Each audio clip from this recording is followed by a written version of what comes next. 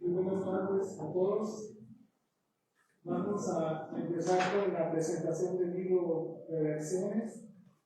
Es un gusto para el Departamento de Letras y Filosofía de la Universidad Rafael Andívar, así como su departamento, como la dirección de posgrados de la Facultad de Humanidades, en darle la más cordial bienvenida. Es realmente un gusto el poder presentar a Ligia Esteban, para quien nos une una amistad de muchos años, primero como alumnos y después como profesores. Entonces, somos contemporáneos. Entonces, realmente me da una gran alegría saber que seguía produciendo y que al mismo tiempo venía a la universidad. Esta es tu casa y tu alma mater. Ligia es licenciada en Psicología por la Universidad Rafael Andívar, con un doctorado en Ciencia Política y Sociología por la Universidad Pontificia de Salamanca, donde se graduó con summa cum laude. Publicó en 1980 a 1984 en el diario El Imparcial cuentos y comentarios sobre literatura. Este material fue muy importante y forma ya parte de la historiografía de la literatura guatemalteca. En 1978 publicó su poemario Surco y Semilla dentro de la serie Ruin 78. De los cuentos publicados en el diario El Imparcial en 1984, la serie Máquinas y yo fueron publicados en formato de libro por la Tipografía Nacional. De la serie Incongruencia y Confusa en 1985 publicó Cuentos con Celeprensa. Luego publicó varios artículos para revistas, periódicos y catálogos de arte, además de realizar una investigación profunda sobre la obra de Dagoberto Vázquez. El 19 de octubre de 1990 ganó el premio único de la rama de poesía en el certamen centroamericano Creación Joven, organizado por la Asociación de Artistas y Escritores Jóvenes de Guatemala. Nos van a acompañar en la presentación de este libro Marilinda Guerrero Valenzuela, escritora y titiritera, así se autodenomina ella. Ha publicado varios libros de narrativa y ha sido publicado en antologías latinoamericanas y de España. Es fundadora de la revista de ciencia ficción Exocerebros. Cursa la maestría en literatura hispanoamericana en la Universidad Rafael Andívar y en el 2020 cursó el taller Ciencia Ficción Latinoamericana, Potencia de un Futuro Corto, así como la narrativa fantástica, rara y extraña en Latinoamérica, México y España. En 2021 llevó el diplomado de actualización en literatura hispanoamericana, todos en la cátedra Carlos Fuentes de literatura hispanoamericana en la UNAM. Ha participado en congresos como la primera edición del Congreso de Ciencia Ficción, la Mexicana, y en el 8º Congreso Centroamericano de Estudios Culturales Bucanoamérica, Resistencias, Fisuras, Descartes, en la URL en el 2021. Entreabriendo las puertas, entreabriendo las puertas, perspectivas actuales de la literatura fantástica latinoamericana, en el 2021 y en el Coloquio Nacional de Narrativas Especulativas del Insólito y del Horror de la UAP en el 2022. María Eugenia Hernández, que también nos acompaña, es magíster en literatura hispanoamericana, licenciada en comunicación social, consultora de comunicación en los ámbitos de educación, desarrollo de industrias creativas Es catedrática universitaria y ávida lectora de narrativa centroamericana y de literatura fantástica. Y entonces, con ustedes, la Marilinda, que dará inicio a esta respuesta. Buenas tardes. Buenas tardes, muchas gracias a todos por asistir. Desde aquí ya súper contenta de este momento. Yo conocí a Alicia hace muchos años con el libro Las máquinas y yo. Un amigo en común me presentó el libro y cuando yo lo leí a mí me encantó porque me pareció un tema innovador, innovador en el sentido que en los años 80 se publicara un libro de cuentos donde una mujer es atacada por los electrodomésticos de la casa, ¿verdad? Que usualmente en esa época no eran temas que se tocaran en la literatura guatemalteca, entonces a mí eso me pareció interesante y siempre estuve con la idea de elige en la cabeza y siempre la recomendaba y lea, pero yo no sabía quién era ella. Bueno, o sea, sí, pero no la conocía. Hasta que hablando con este amigo, Eddie Roma, hablando de literatura y de autores, yo sí, mira, que elige, y será que ella todavía está, dice. Entonces, pues no sé, busquemos, ¿verdad? Entonces buscamos en Google y no vimos mucha información al respecto. Bueno, busquemos en Facebook, ¿no? Entonces en Facebook encontré una que escriba, pero no tenía foto, ni había mucha información. ¿Será que es ella? Dije yo, no me animo a escribirle. En esas vi que teníamos una amiga en común, Adelaida Lucota. Entonces dije, bueno, le voy a preguntar. Entonces le mandé un WhatsApp, ya, mira, Adelaida, ¿tú conoces a Alicia Escrivá? Sí, la conozco. Yo, ¿de verdad la conoces? Sí. Mira, pero es la escritora, Alicia Escrivá, que publicó el libro. Sí, la conozco, estuvo en taller conmigo. No puede ser, y yo, dame su número porque quiero conocerla, soy su fan, ¿verdad? Entonces, bueno, está bien, pero su nombre, si quieres hablar con ella primero, a ver qué opina, y entonces ya platican, ¿verdad? La cosa es que, si no estoy mal, creo que te mandé un correo, ¿verdad? Ajá, un correo con unas preguntas. Bueno, porque lo poco que yo conocía a la obra de Ligia, la verdad, solo la máquina sí. Entonces, cuando me mandó de regreso un correo, ¿verdad? Donde me dijo, mire, fíjese que preferiría una entrevista personal porque se nota que no conoce mi trayectoria literaria, ¿va? Dije, tiene razón, ¿no? Porque la verdad es que no la conozco. Entonces ya platicamos por teléfono y me comentó que su obra estaba en el diario El Imparcial y que eso yo la podía encontrar en el CIRMA. Entonces ya la conocí en persona, yo toda emocionada, y entonces ya me fui al CIRMA a buscar su obra. Y ahí fue donde me sorprendí de encontrar que Las máquinas y yo pues eran parte de las columnas del diario El Imparcial. Era una serie, pues hubo varias series, entre ellas Las máquinas y yo, Incongruencia inconclusa, que también estos dos están publicados. Y me encontré con un montón de cuentos que solo estaban publicados ahí, pero no estaban publicados en formato libre. Y cuando leí los cuentos, eran más o menos como la línea de Las máquinas y yo, ¿verdad? Siempre algunos dentro del fantástico, otros dentro del horror, otros dentro de la ciencia ficción. Entonces eso me sorprendió totalmente porque no esperaba encontrar eso. Dije, es que aquí en Guatemala se ha escrito estos géneros. Lo que pasa es que no se les ha investigado y no se les ha catalogado, ¿verdad?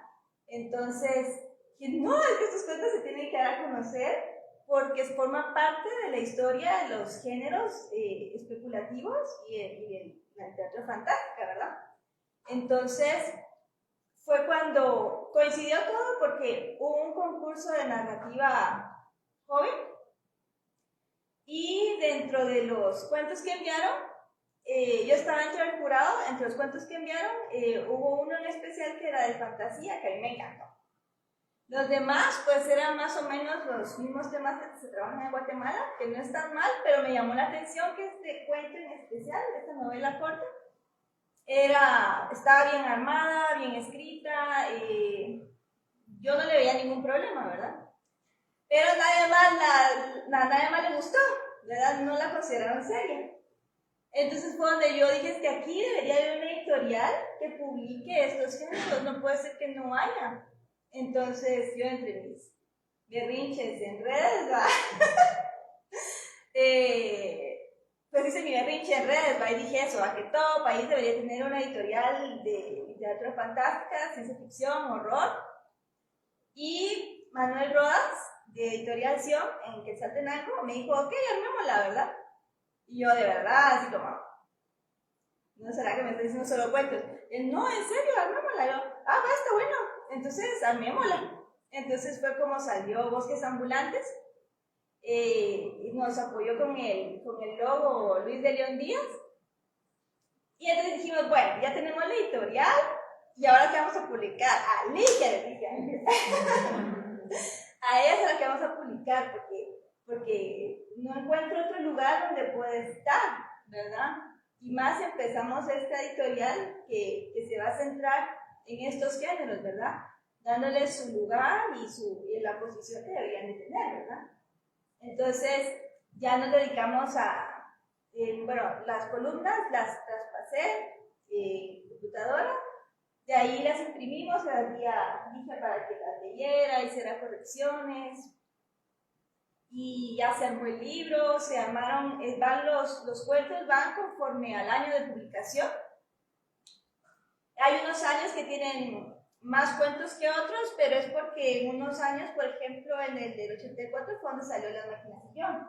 Entonces, digamos que la mayoría de columnas eran de Las Máquinas de Guión, ¿verdad? Pero en general este libro es para mí es muy importante porque nos muestra la Guatemala desde esa mirada, ¿verdad? Desde la mirada del horror, desde la mirada de la literatura fantástica, desde la ciencia ficción, ¿verdad? Que nos habla del contexto de esa época y tal vez no se centra leer este tipo de literatura, que le podrían decir no realista, es aprender a leer desde otro lugar, ¿verdad? Esta literatura desestabiliza al lector porque uno está acostumbrado a leer siempre lo mismo, desde lo real, desde lo que nosotros consideramos real. Entonces, al leer este tipo de literatura, esto es un reto para el lector, ¿verdad? Y vemos mucho la influencia filosófica de Nietzsche en varios de sus cuentos, ¿verdad? Entonces, sí, para mí es un libro importante, ¿verdad? Y una alegría que Nietzsche me haya dado la oportunidad de poderla publicar y que esté aquí con nosotros. Para mí es sí. Y pues al final para mí pues se tuvo una bonita amistad. Entonces, para mí es como un gran honor, ¿verdad? Esta tarde y también que María Eugenia nos acompañara, porque María Eugenia también es amante de lo fantástico y de estos géneros, entonces me pareció súper pertinente que María Eugenia diera unas palabras al respecto de los textos. Gracias, sí. Yo comparto el entusiasmo de Marilinda, de todo este recorrido que nos ha comentado. Yo comparto esa alegría, la emoción, ¿verdad? De cuando me comentó que ya salió el libro, ¿verdad? También me emocioné mucho porque creo que es un momento importante y yo pues he preparado un comentario pequeño y después me gustaría hacerle algunas preguntas a Ligia para que conversemos, porque seguro que lo que todo el mundo está esperando es que ella nos comente, por favor. Pero yo he preparado un comentario para que ustedes conozcan un poco de esta obra que yo pues, tuve el privilegio de leerla muy temprano, cuando salió el libro, pues en sus primeros borradores. Pues me gustaría iniciar mi participación con la lectura del primer párrafo del cuento que abre este libro, porque me parece una declaración fabulosa iniciar acá. Pues no sé si fue fortuito o qué, pero creo que es ideal, porque en este párrafo Ligia nos muestra lo que nos espera en este viaje. Entonces, me permito leerlo. Dice: la imagen que un día se proyectó en el agua, allí se quedó grabada. Era yo, reflejada suavemente entre sus hombros. Muchas veces me dijeron: no te mires en el agua, que tu imagen se la va a robar el señor del lugar. Nunca hice caso. Creí que era otra de las muchas tonterías que la gente suele creer. Luego descubrí que tenía razón. Y ahí, ¿verdad? Ya sentamos un estado, ¿verdad? Un ambiente. Y bueno, para mí, secundando lo que dice Marilinda, hoy es una ocasión feliz para la literatura guatemalteca porque hemos podido recuperar una obra que estaba descansando pacientemente, en silencio, en las páginas del Imparcial. Esta obra, como muchas otras que permanecen ocultas y a la espera de revelarse, es una pieza más de los matices que forman nuestra identidad y nuestra historia. La editorial Bosques Ambulantes ha logrado rescatar y recuperar la voz casi inédita, no porque no tengamos otras obras, sino porque en verdad no las hemos llegado a conocer, a difundir, a que la conozca el público, de una autora que tomó el camino menos transitado, regalándonos una perspectiva distinta, un discurso disruptor para la narrativa centroamericana, diría yo, no solo por la manera de escribir, sino por la manera de mirar las cosas. La obra que Ligia Estigar construyó de 1981 a 1984, que es el periodo que abarca esta recopilación, se encuentra bajo una luz muy precisa. Muestra sobre todo su visión preocupada del contexto que le rodea, a través de un viaje de abstracción introspectiva. Somos espectadores de la disolución del yo entre un mundo de sensaciones y estados de ánimo. A pesar de esa mirada íntima, los cuentos también tienen una fuerte carga de colectividad, porque se trata de un ejercicio, a mi parecer, un ejercicio propio de transgresión, en el que se rompen las fronteras entre lo material y lo inmaterial, pero también entre yo y el otro. Esas rupturas nos obligan a cuestionar los paradigmas de la realidad y nos mueven a tratar de comprender las dinámicas de los nuevos escenarios que se nos plantean. Por eso, como dice Marilinda, requiere un esfuerzo más del lector. A medida que nos adentramos en los textos, se puede percibir el esfuerzo de la autora por construir una narración que supere las murallas que el lector pueda tener frente al insólito. Por ejemplo, en Invasión Sonora, nos enfrentamos a un enemigo sonoro, es un ruido. Y aquí les quiero compartir dos fragmentos en realidad. La ciudad fue reducida a ruinas. Los vestigios de la vida, las huellas que en su transitar nos hacen las víctimas de las ondas sonoras, giraban en círculos concéntricos bajo el efecto hipnótico que solo el sonido había conseguido despertar. Su movimiento emuló una danza oriental. En otro segmento, así fue como la ciudad realizó su última empresa histórica, transformada al sonido y atendiendo sus leyes, ejecutando armoniosamente, con cierta tristeza y desencanto, la sinfonía de la luz. Pero junto al desamparo, la vulnerabilidad y el espacio ajeno, también hay ocasión para el humor, para la fabulación y la ironía. No como mera banalización del discurso, sino como disfraz y divertimento. Por ejemplo, en telefonomanía, o pues en uno de mis favoritos, El oro y el intelectual. En esta última se nos acerca a un discípulo que supera a su maestro, un intelectual que entrega su loro para poder conversar. Pero este discípulo supera a su maestro con consecuencias inesperadas. Y les comparto de nuevo un fragmento. El loro, ofendido por el bullicio del intelectual, que era una molesta interrupción al fluir libre de sus pensamientos, reaccionó con violencia ante aquella inapropiada conducta. Sujetándole fuertemente los brazos, le cargó hasta alcanzar la estaca en donde le dejó caer. Para evitar que se escapase, le colocó la estaca con una cuerda rodeando uno a uno de sus tobillos, y en ese sitio le condenó a permanecer. Y cuando la ocasión se presenta, que se queja o protesta, le pone un goce.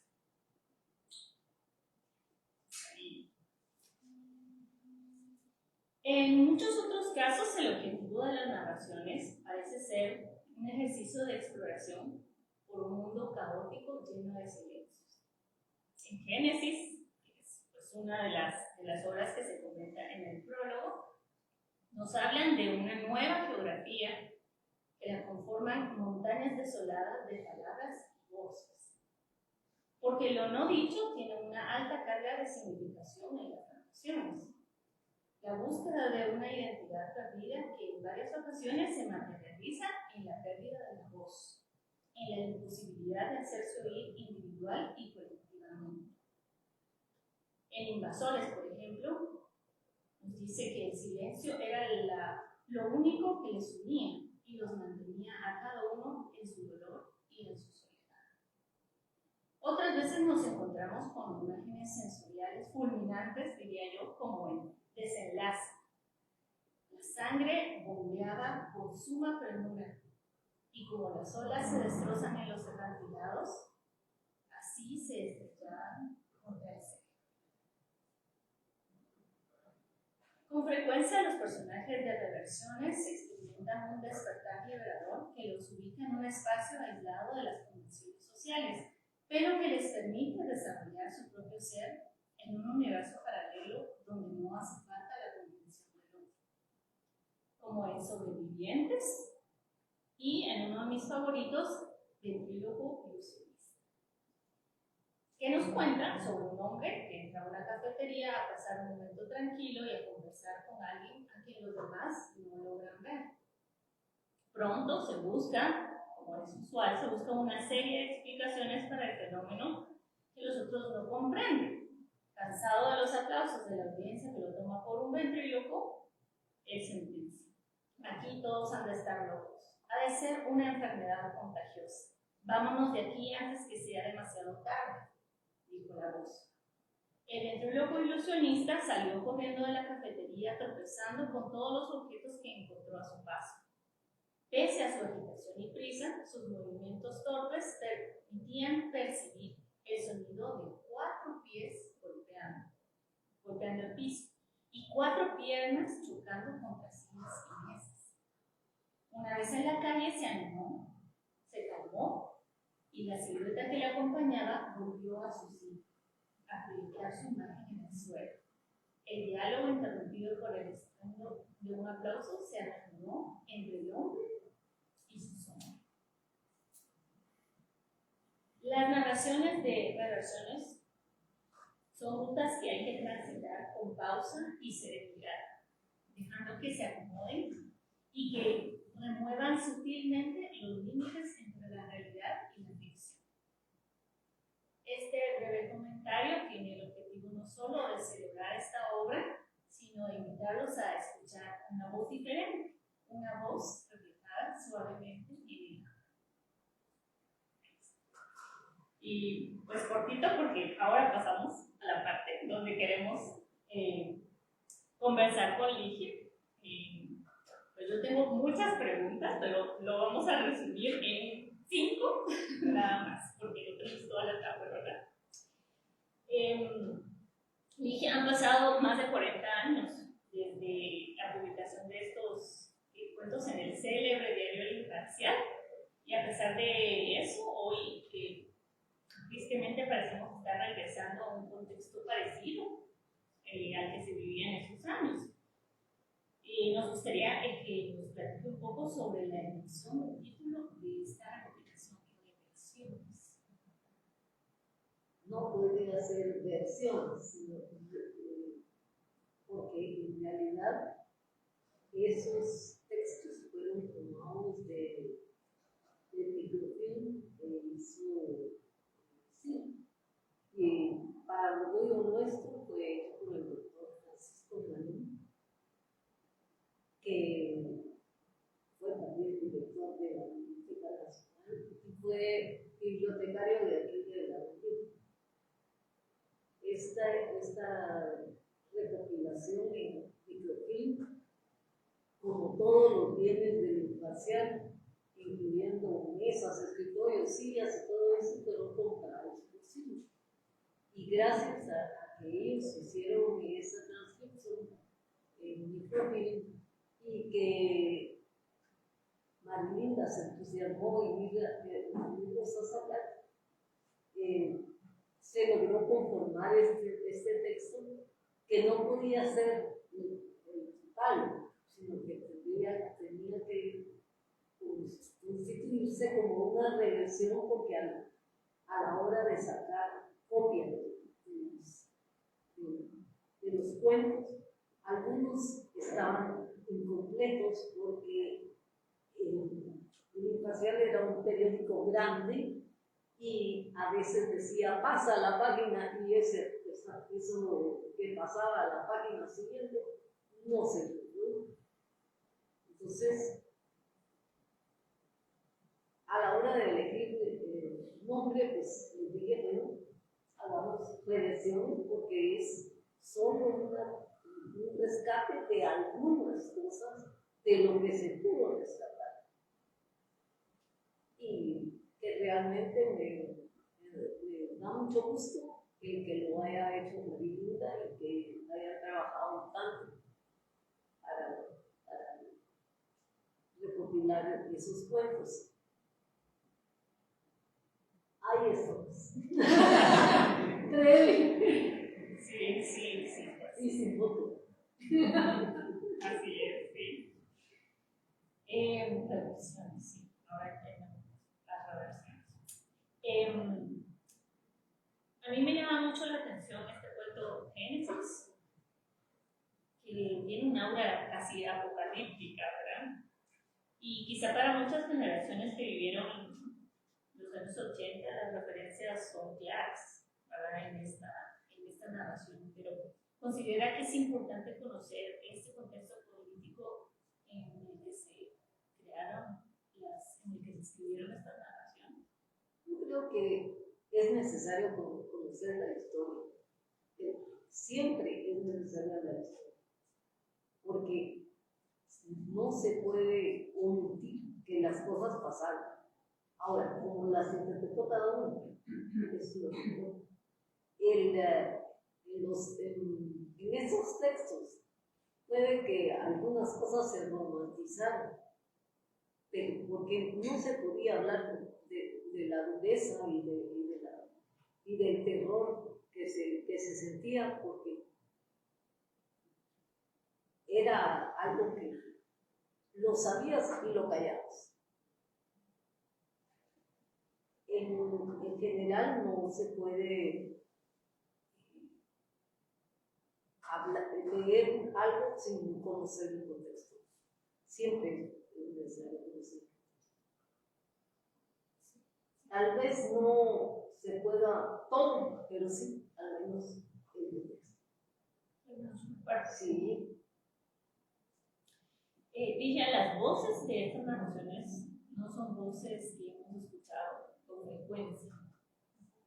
Incluso ahora, ¿verdad? Que ya es un poco más, tenemos acceso a más géneros, ¿verdad? ¿Por qué usar este discurso anónimo? ¿Por qué? ¿De dónde viene esa influencia? ¿Cómo fue su acercamiento a estos géneros? Bueno, yo tuve la suerte y el privilegio de ser alumna de algunos profesores que marcan Margarita Carrera, me dio clases, y también el doctor Alisur Palma, Dante Liano. todas esas son influencias a través de profesores.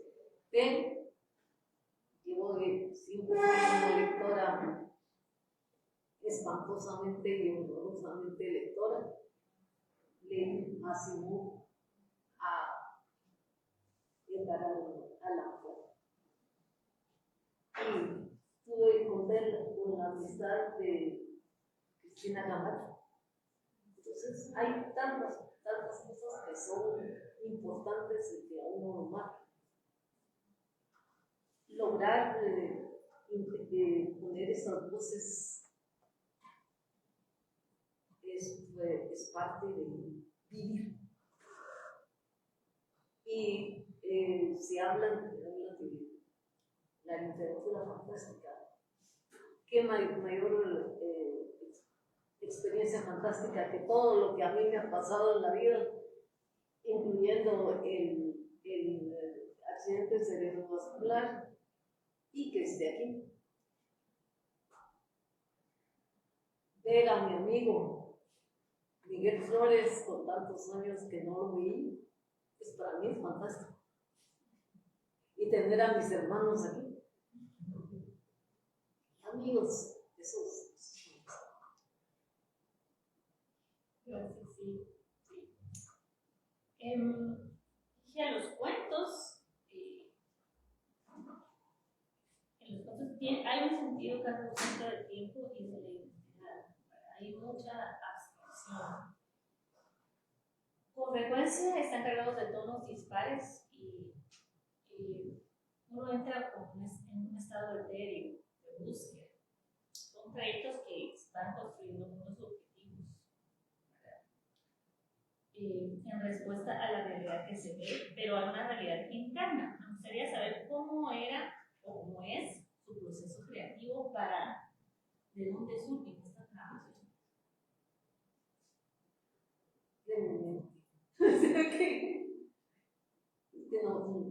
No hay un proceso establecido. Hoy escribo, mañana no escribo.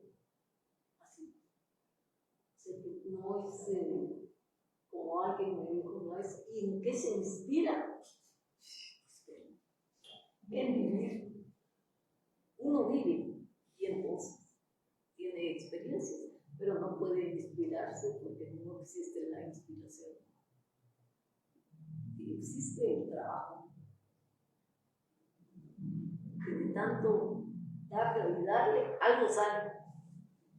Hay mucha conexión, dije, cuando usted escribe. Sí, hay un proceso largo. Sí. Cuando lo hacían manualmente, eran tachones tras tachones tras tachones y había hojas de solo tachones. Sí. Así es. Y también el asunto del límite del espacio, supongo, ¿verdad? En cuanto a las columnas de la imparcial debe haber sido también un reto importante. No, y además tuve otro privilegio que el que era director de la página literaria había sido mi profesor en la. O sea, eso es un privilegio. Él me había dado clases en Lirica y me lo encontré en el imparcial y me abrió las puertas. Sí, fue una suerte. Aunque el libro, en el libro los textos están agrupados por los años en que fueron publicados, en realidad las obras son bastante atemporales. Las podemos leer y nos podemos identificar completamente con los cuestionamientos que se plantean, porque no han perdido vigencia. Pero, ¿cómo ve la Ligia del 2023 a la Ligia de los años 80? Pues no creo que haya cambiado mucho, porque la Ligia de hoy es igual de rebelde y autosuficiente, y a pesar de las limitaciones que me dio el accidente, pues trato de llevar mi vida con las limitaciones y de mantenerme pensando, leyendo. ¿Hay alguna obra en camino todavía? ¿Hay algo por ahí? Aquí estábamos hablando con Miguel sobre hacer algunas cosas en arte, pero todavía no me han mandado, solo está publicado. Sí, y solo que nos contabas por qué razón ya no decidiste seguir publicando columnas fuera de Imparcial. Porque en realidad el Imparcial era para mí el único periódico que me daba libertad. Todos los demás comerciales. Y yo dentro del Imparcial me sentía como mi familia. De hecho, teníamos un día, sábado, una reunión de todos los que escribíamos en esa página de páginas y discutíamos. En cambio, los otros periódicos eran acoplarse a un sistema comercial. El Imparcial no nos pagó nunca, pero daba gusto publicar el Imparcial. Era un privilegio.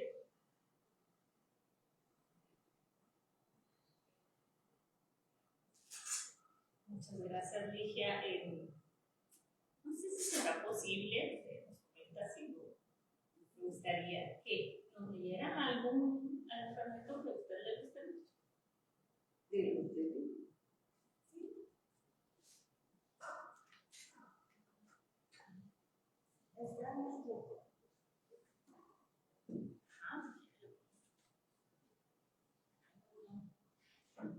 Aquí busquemos en el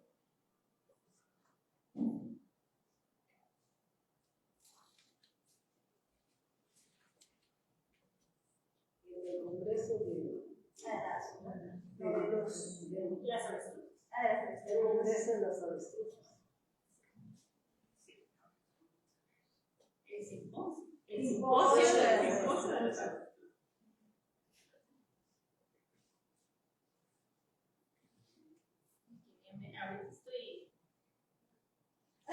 Ahorita estoy conociendo el libro. Huele a nuevo. Huele a nuevo, así es.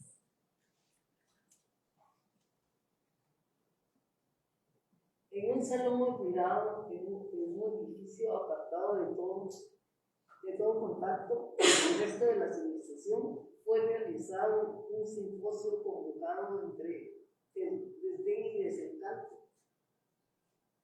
Invitados como expositores fueron los 5 personas seleccionadas al azar, y como director de aquel grupo heterogéneo, alguien a quien consideraron adecuados los organizadores.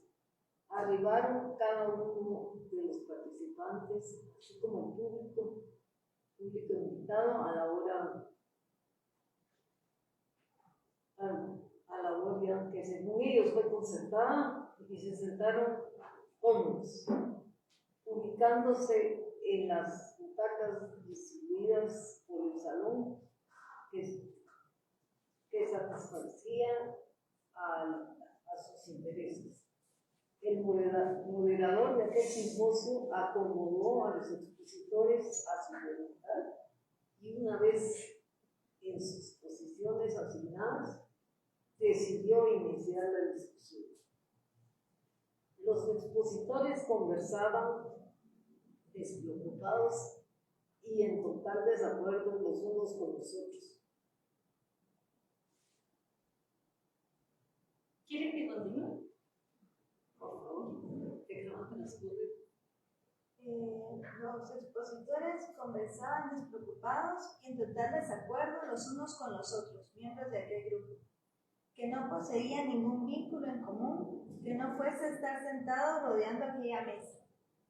Dejaban transcurrir el tiempo externo sin que les alterase el ciclo individual, manteniéndose en cierta forma comunicados mediante gruñidos, gestos y algunas veces por cambios de postura y bostezos, 6. En absoluta soledad. Aunque para los espectadores estuviesen acompañados, ninguno de los asistentes estuvo tan solo ni aburrido como esos 6. Obligándose uno a otro a intervenir en un diálogo producto de la esperanza de los organizadores, rumiando las mismas palabras, las mismas frases y hasta los mismos bostezos. Cada cual anhelando llegar a la conclusión, pero girando sobre un mismo sitio por temor a encontrar ese final, opinando sin sentido, enredándose con palabras y definiciones. Para quienes les escuchaban, resultaba a ratos un idioma extraño o bien argumentaciones demasiado técnicas. El simposio de las avestruces se conducía hacia ninguna parte, solo se movía. ¿Así? Si no, bueno. si no, no van a querer leer. Hay que dejar el suspenso. El suspenso es necesario. Sí. A mí lo que me llamó mucho la atención de tus cuentos es que algunos empiezan, bueno, son muy variados porque encontramos algunos que van dentro de la fantasía y otros que no podría como marcarse bien qué puede ser, solo es como es un sentimiento, es como un estado de ánimo. Un estado de ánimo, ajá. Oscuridad en algunos, ¿verdad? Angustia, o sea, sí se puede, como que en ciertos cuentos se busca eso, ¿verdad? Se busca reflejar ese sentir que tú percibías, ¿verdad? En esos momentos, ¿verdad? Y en otros cuentos es totalmente lo opuesto. Es lo que me llama la atención de este libro, porque no se centra solamente en estas cosas oscuras, sino que de repente nos cuenta cómo alguien hace un sistema para poder localizar más rápido llamadas de otras personas. Y nos cuenta como lo que se habla en las personas entre unas y otras en el bus, ¿verdad? Nos habla de la cotidianidad. Entonces es algo que me parece importante de remarcar porque en esos años no solamente es cierto que la época fue una época muy dura, pero también habían cotidianidades en todos los habitantes de Guatemala, ¿verdad? Entonces, algunas de esas cotidianidades están dentro de estos cuentos que llegaron a muchos lectores también, ¿verdad? Cuando estuve en el Marcial. Y sí se nota como en algunos textos ibas como con más fuerza y como que tuviste que bajarle un poco el tono de la fuerza. Sí, es que hubo que hacerlo, porque era el momento donde más cosas pasaban. Tú citas ahí en el libro, que en la introducción,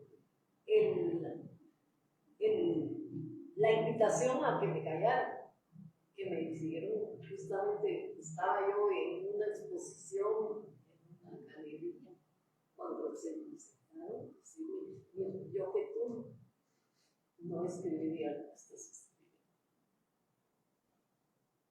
Eso para una persona inteligente la hace volverse cauta, porque la historia de Guatemala es así y las cosas se repiten. Estamos en un ciclo dando vueltas sobre el mismo tema y hay cosas que todavía no se pueden decir. Y lo que hay que aprender es de qué manera darle la vuelta y decirlo. Decirlo desde otro lugar. Sí. Sí, por eso yo creo que es ese sentimiento de cuando uno lee el libro, no haber escuchado esas voces por lo menos acá en Guatemala, en Centroamérica, no hemos escuchado voces así, voces con esa contando esto desde esa mirada en particular. Por eso yo siento que es un libro valiosísimo, ¿verdad? Hasta las cartas ha sido valiosísimo, todo toda la historia, incluso, ¿verdad? Desde el descubrimiento. Es una historia fantástica, Sí. ¿verdad? Y yo creo que realmente es una ocasión muy feliz que muchos otros van a tener la oportunidad de leer estas historias, de conocer esa parte que no la habíamos visto, esa voz que no la habíamos escuchado. Y que a pesar de todo, aunque decidiste escribir desde esta mirada, ¿verdad? De alguna forma como un método de sobrevivencia, ¿verdad? Para poder escribir de una forma segura. No lo fue tanto, porque a pesar de eso, todavía te digo, era Invitación. la invitación. Entonces, digamos que aunque no sean cuentos aparentemente entendibles, entre comillas, ¿verdad? Sí lo son.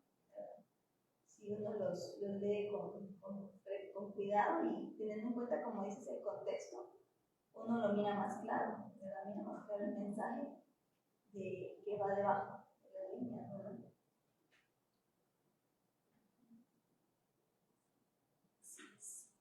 Bueno, no sé si hay alguna pregunta, sí, quizás alguien tenga alguna pregunta o quiera comentar algo también.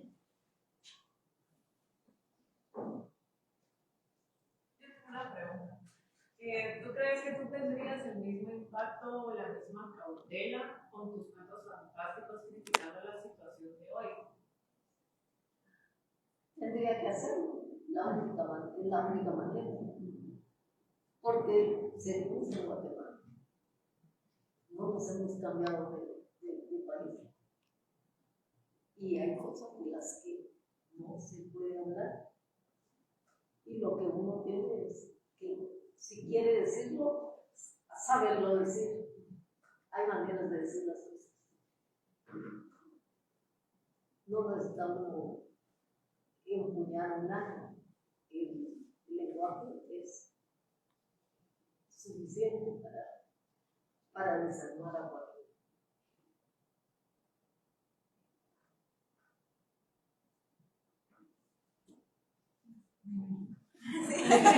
Porque acá ya la intención del escribir era desahogo, era poner en letras las vivencias.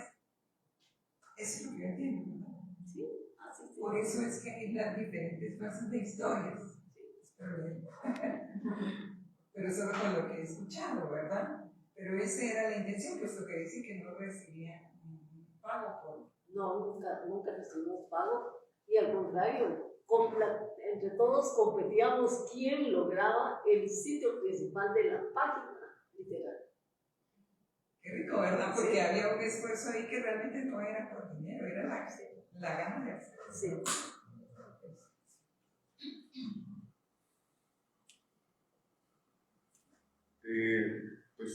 Perdón. No, primero. Yo quería hacer una pregunta, por ejemplo, en el tema de reversiones, el contexto que tú dices, o sea, como se logra evidenciar en los cuentos, en las leyendas que pones en el libro, o no, ¿verdad? Como existen comentarios en los que uno puede decir, bueno, el contexto de esta reversión es este, o es muy algo que uno ya debería conocer de la historia, ¿cuál te refieres? Es que el contexto siempre es necesario conocerlo, pero por los años publicado uno puede regresar con las fechas, que era lo que estaba pasando, y entonces comprender el asunto. Hay una historia en Guatemala y no se puede salir de ella.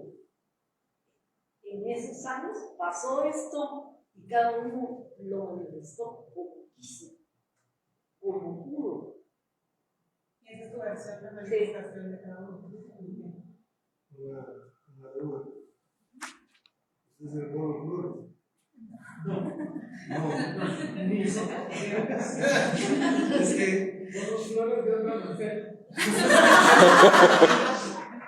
Es que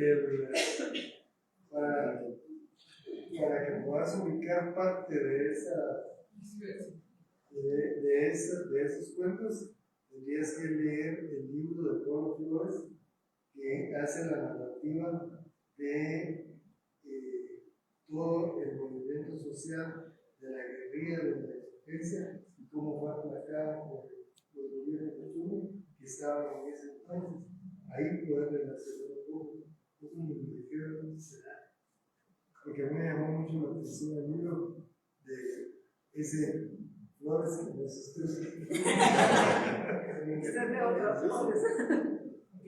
Sin embargo, si me permite, yo también considero que hay muchas narraciones que son búsquedas muy personales, búsquedas de identidad o de situaciones del día a día, ¿verdad? No, porque además de estar inmersos en un contexto de un conflicto como este, ¿verdad? También uno tiene sus propias luchas de cada día, ¿verdad?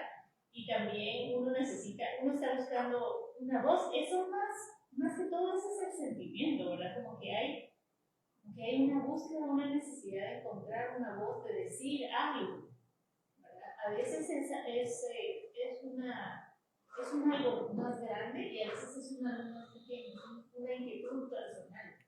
Entonces, algunas de las narraciones tienen ese sentimiento como de búsqueda íntima, búsqueda muy personal, con la que todos nos podemos identificar y que es completamente vigente.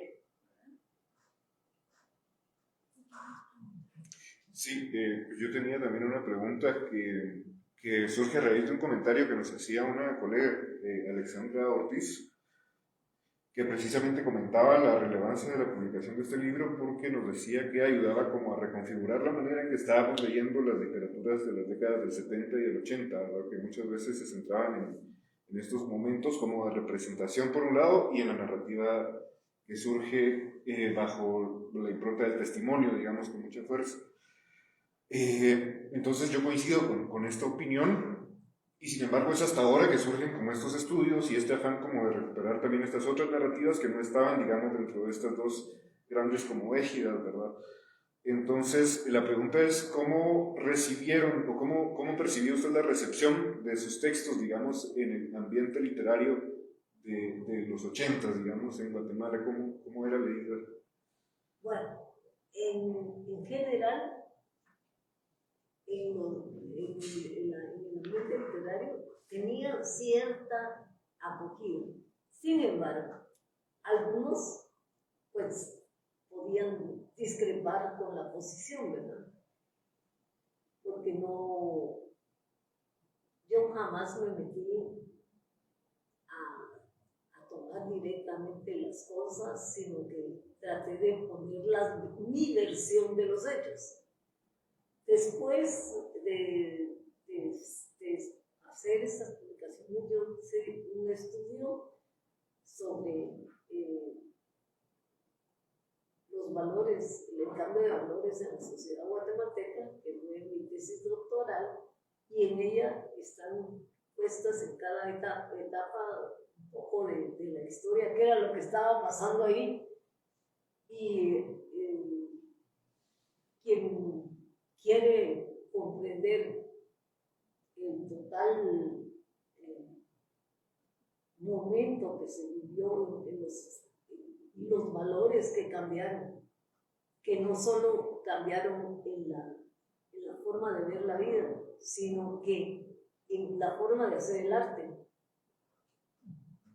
En cada una de las situaciones todo influyó. No es aislado, cada cosa pasó. Y claro, los más jóvenes pues no pueden comprenderlo porque no lo vivieron, pero sí pueden estudiarlo, ver qué fue lo que pasó en cada momento y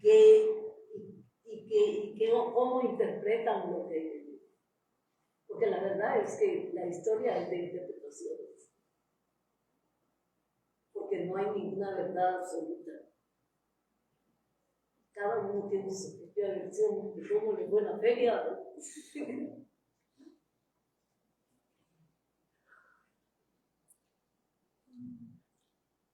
¿Alguna otra consulta, comentario?